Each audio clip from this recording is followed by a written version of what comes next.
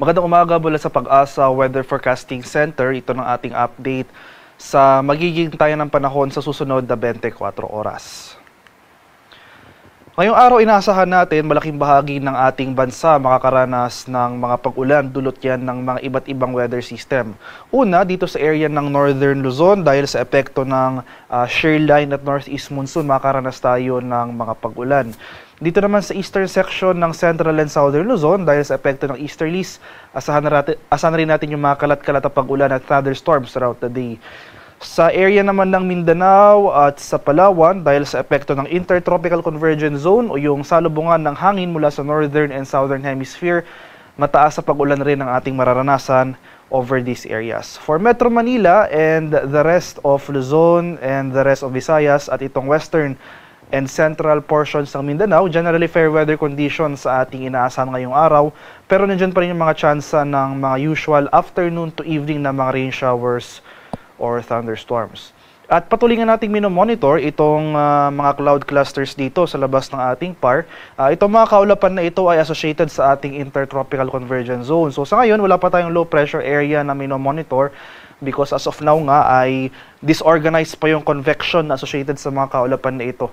Pero patuloy yung ating monitoring sa area na ito dahil nga sa mga susunod na araw, base sa ating analysis, inaasahan natin na may posibleng mamuong low pressure area dito sa area na ito at posibleng pumasok at makaapekto ng ating bansa in the coming days. At yung ating latest heavy rainfall outlook, yung ating 24-hour rainfall forecast sa mga susunod na araw. So ito yung ating nirelease kaninang alas 5 ng umaga. So for today, posible tayong makaranas ng 50 to 100 millimeters na mga pag-ulan.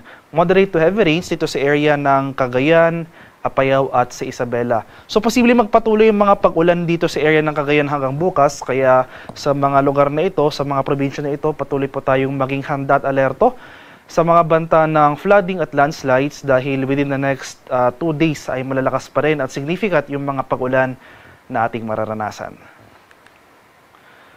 At para naman sa magiging lagay ng ating panahon ngayong araw, dahil sa epekto ng shear line o yung convergence ng mainit at malamig na hangin, asahan natin yung mataas sa tsansa ng mga kaulapan at mga kalat-kalat na pag-ulan, pagkulog at pagkidlat dito sa area ng Cagayan, Isabela, Nueva Vizcaya, Quirino, dito sa area rin ng Apayao at Kalinga. So sa mga lugar ko po nabanggit, especially nga dito sa area ng Cagayan, Isabela, Apayao, maging handa pa rin tayo sa mga banta ng flooding at landslide. Samantala dahil sa epekto naman ng amihan, nandiyan na rin yung mga tsansa ng kaulapan at pag-ulan dito sa area ng Batanes at nalalabing bahagi ng Cordillera Administrative Region. For Quezon and Aurora, so mapapansin natin itong mga kaulapan associated over these areas ay dulot naman ng easterlies o yung hangin na nanggagaling sa Karagatang Pasipiko. For Metro Manila and most of Luzon, magpapatuloy itong partly cloudy to cloudy skies ngayong araw. Generally, maaliwalas sa panahon, pero magdala pa rin tayo ng payong dahil nandyan pa rin yung mga tsansa ng mga usual na mga rain showers or thunderstorms within the day.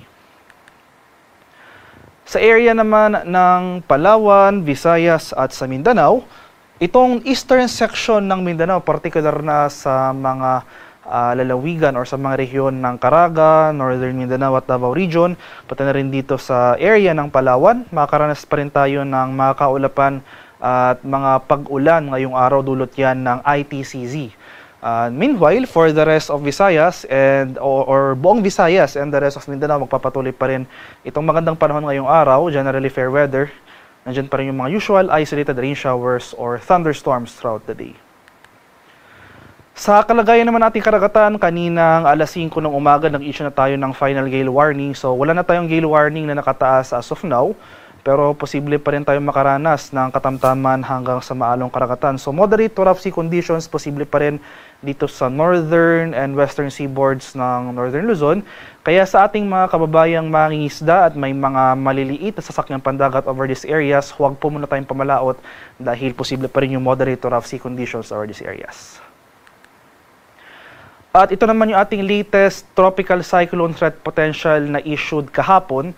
So makikita natin dito sa diagram na ito, no? So itong unang image sa taas, Ibig sabihin nito, posible po sa mga susunod na araw ay may low pressure area na eventually posibleng maging bagyo na posibleng makaapekto dito sa southern portion ng ating bansa, particular na sa may Visayas or southern Luzon. So as of now, wala pa tayong low pressure area currently na minomonitor since disorganized pa yung convection ng mga kaulapan associated sa ITCZ. Pero patuloy nga yung ating pag-monitor ng Intertropical Convergence Zone because itong ITCZ known as breeding ground ng mga low pressure areas na eventually nagiging bagyo. So patuloy yung ating pag-monitor since makikita natin dito sa diagram na ito ay possible yung mga area na maapektuhan ay itong malaking bahagi ng Southern Luzon, Visayas area, and pagsapit ng week 2 ay itatraverse ito ang Visayas, Southern Luzon papunta sa may West Philippine Sea.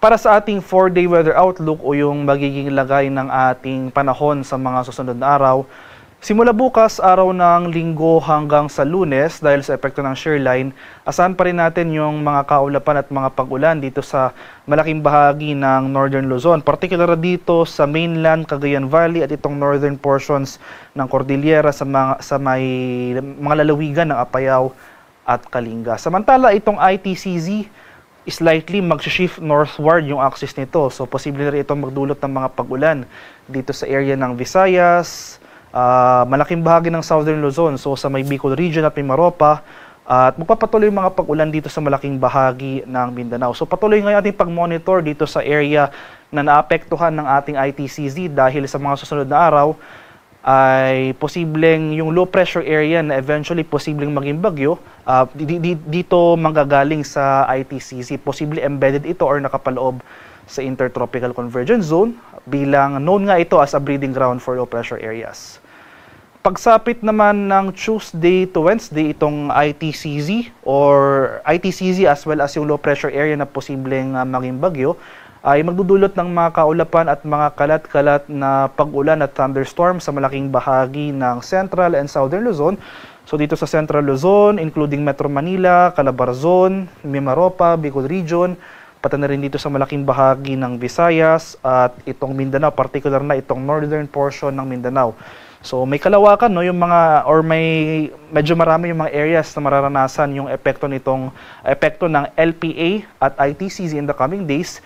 So as of na mataas pa yung uncertainty regarding yung possible track na tatahakin itong weather disturbance na ito since as of now hindi pa ito nagmamanifest sa ating mga satellite images or observation data, kaya patuloy yung ating monitoring over the area na affected nitong ITCZ. At once na mamuo na or mas maging organized na itong mga cloud clusters na ito, tuloy na nga maging low pressure area, ay mag-i-issue agad ang Pag-asa ng mga updates regarding this weather disturbance. Kaya patuloy tayong mantabay sa mga succeeding weather updates na pinapalabas ng Pag-asa. Samantala, dito naman sa area ng Northern Luzon, so from Tuesday to Wednesday, magpapatuloy pa rin yung epekto ng shear line at northeast monsoon. So yung mga kaulapan na associated as well as yung mga pag-ulan over Northern Luzon area on the next days ay dulot po ng shear line at ng amihan. Haring araw sa Kamaynilaan ay sisikat mamayang 6 AM ng umaga at lulubog naman sa ganap na 5:24 ng hapon.